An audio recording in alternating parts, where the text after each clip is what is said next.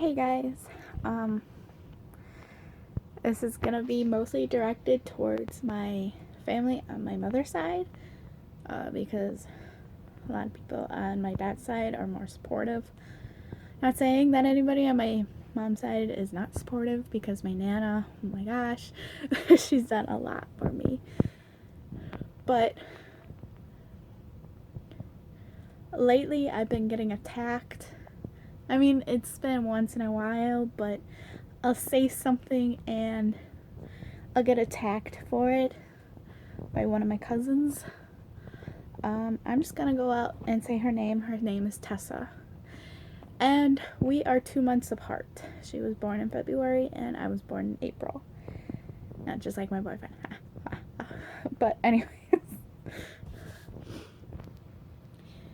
She's called me many names, and one of them is an attention whore and stuff like that. And yeah, I publicly said that I have self-harmed myself and I've tried to kill myself. But it does not make me an attention whore, because I'm looking for help. I've sought help. I've called, freaking people at 2 o'clock in the morning, or I messaged them at 2 o'clock in the morning, especially one of my very good friends from Alabama. Her name is Chris. I mean, we dated and then we broke up for personal reasons. And every day I've had to thank him, because he's been there for me. He knows what it's like.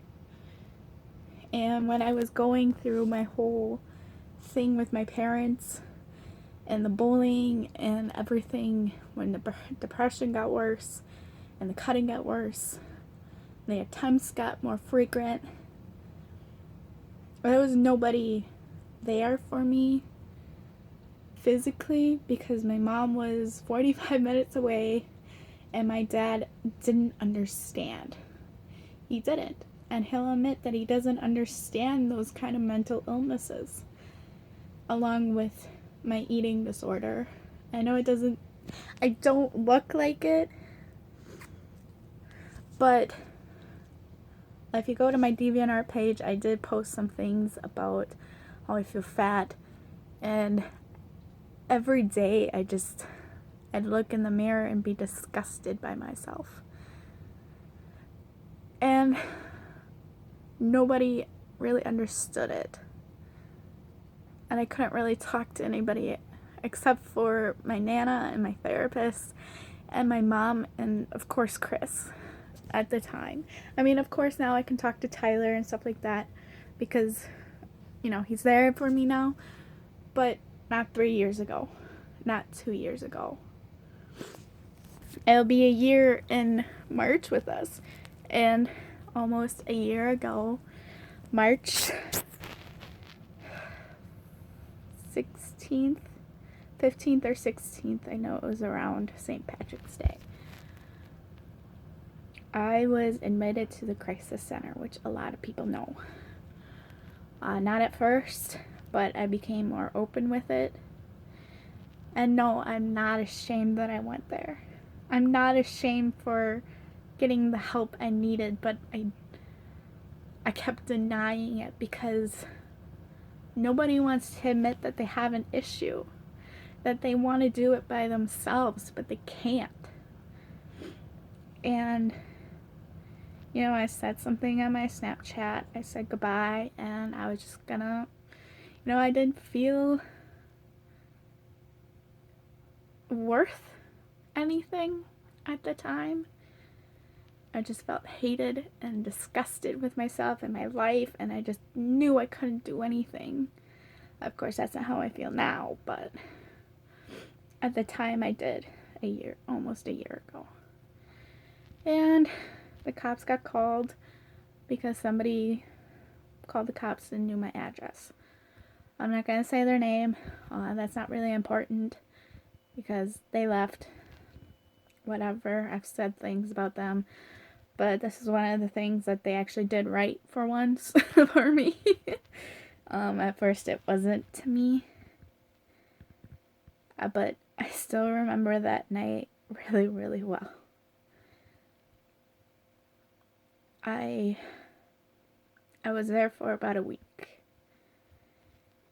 And my dad and Amy visited me, and my mom visited me every day. Especially my mom. My mom was just, she couldn't stay away. She had to make sure I was okay, and she was a wreck. I know she was, and so was my Nana. God, I'm gonna make myself cry thinking about all this. But one of the things that I really want to empathize is I am not ashamed of who I am and what my mistakes have gotten to me. I made mistakes. Everybody has. Nobody is perfect. Nobody is. And I will admit that I've done some horrible things. I've said horrible things. I've done things that I regret. And I wish I could reset it all. But I'm happy where it got me. I'm happy who I am. And it's almost been a year since the last time I took a razor to my wrist, or my thighs, or my stomach, or my legs. I didn't really cut on my legs or my stomach that often. It was once in a while.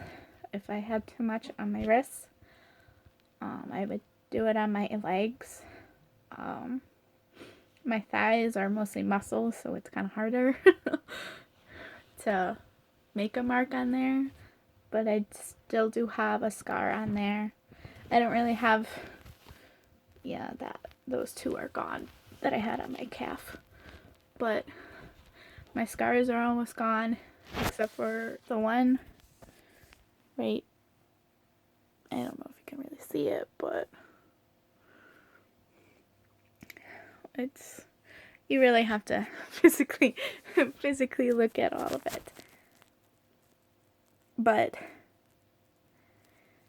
my tattoo really symbolized that I was done. I let myself free.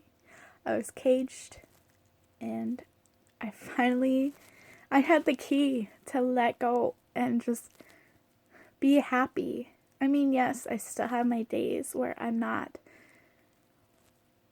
where I feel bad and I feel worthless. And then I think again, what would happen if I left this world?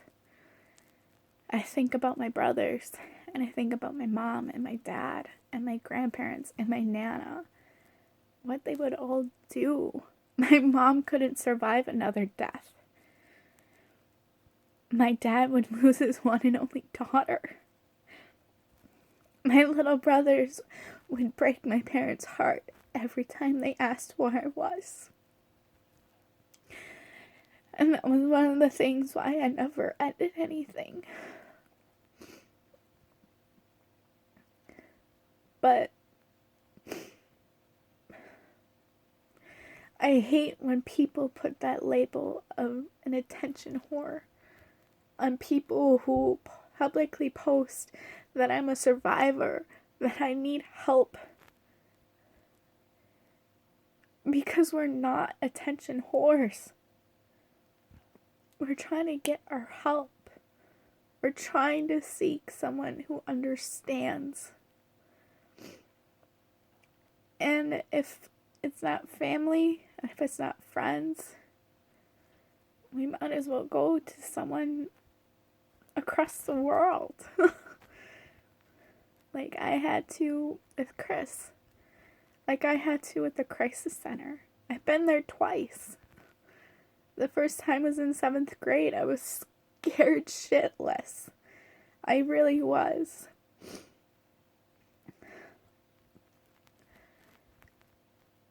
And that time it didn't really help because I didn't understand why I was there.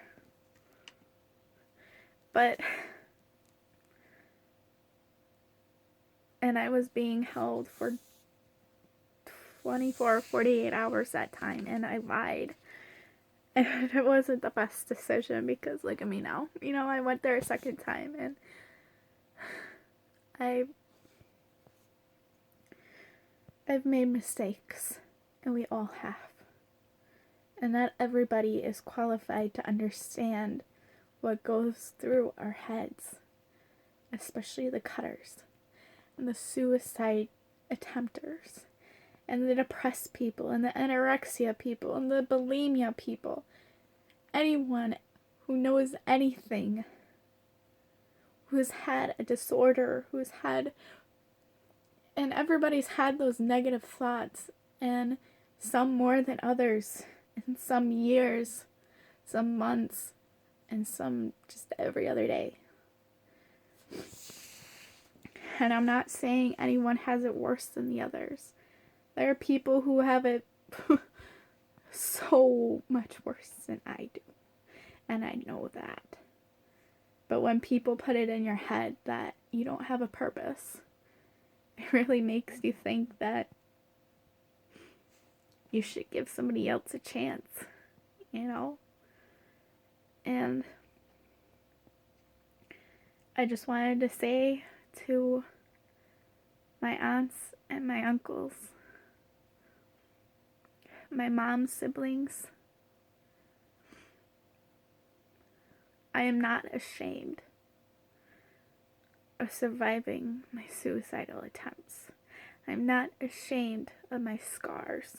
I am not ashamed of seeking attention, looking for help, because you didn't help me. You didn't help me.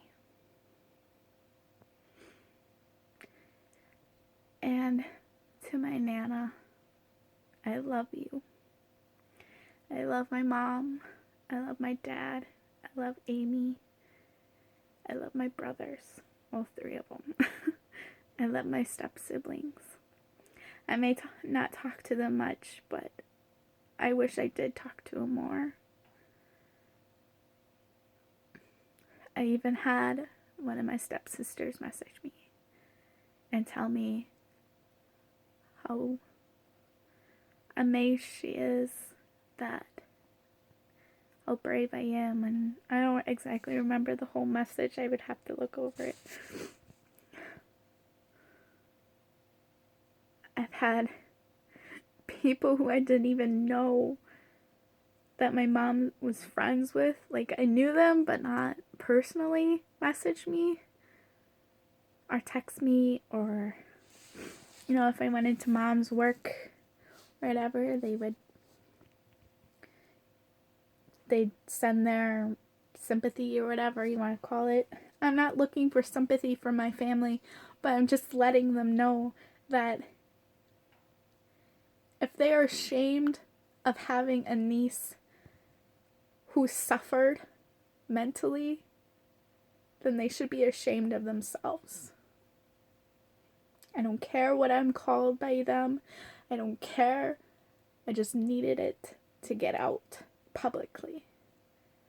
That no one should be ashamed of who they are. No one should be ashamed of their mistakes, of creating themselves into something worth knowing, so that they're not yelling at their kids for doing different mistakes.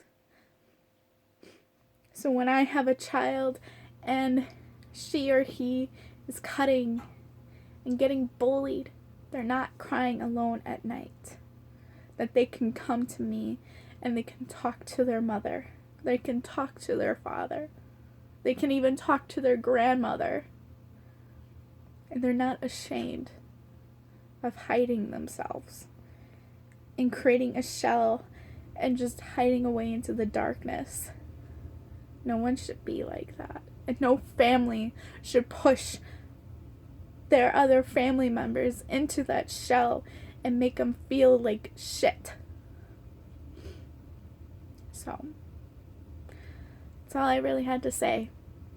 And if you have an issue, go ahead, but you're not gonna get a reaction. Because hashtag not ashamed. Oh God, please stop with the hashtags. Anyways, that was all for my video, and I'll talk to you all later. And if you want to see more updates and shit like that, I'm hoping to get some speed paints up. Go ahead and subscribe and like, share, comment, whatever. And I'll talk to you all later. Stay beautiful.